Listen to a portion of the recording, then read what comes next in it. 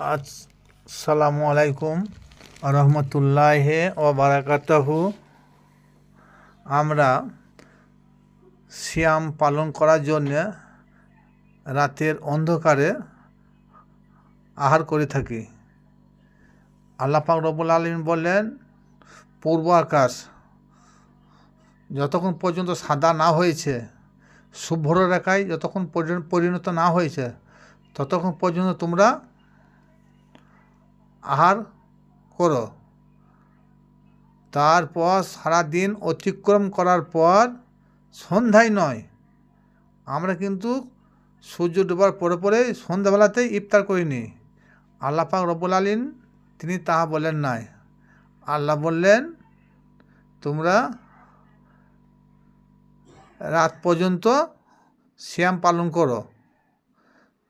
তাহলে রাত পর্যন্ত সিয়াম পালন করতে বললো, তাহলে রাত আর সন্ধ্যা দুটো এক নয়, কিন্তু আমরা সন্ধ্যাবেলাতে ইফতারি করিনি। আর আল্লাহ বলল, ইফতারি তখনই করবে যখন একটা রাত হবে, সন্ধ্যা অতিক্রম করার পর যখন অন্ধকার আসবে সেটাকেই রাত বলি আমরা। তা আল্লাহ যেটা বলেছেন সেটা আমাদের মোল্লা মুন্সিরা তার উল্টো আমাদের শিক্ষা দিয়ে এসেছে আজ পর্যন্ত। কারণ মোল্লা সমাজ বলছে সূর্য ডোবার পরে পরেই এক সম্প্রদায় বলছে, আর এক সম্প্রদায় বলছে 5 মিনিট পর। আর আল্লাহ বলল রাতের সময়, হ্যাঁ, রাতের সময় তোমরা ইফতারি করো। তাহলে কোরআনের আদেশ আলাদা, মোল্লা মুন্সিদের আদেশ বা আইন আলাদা। আমরা হাদিস মানব না কোরআন মানব?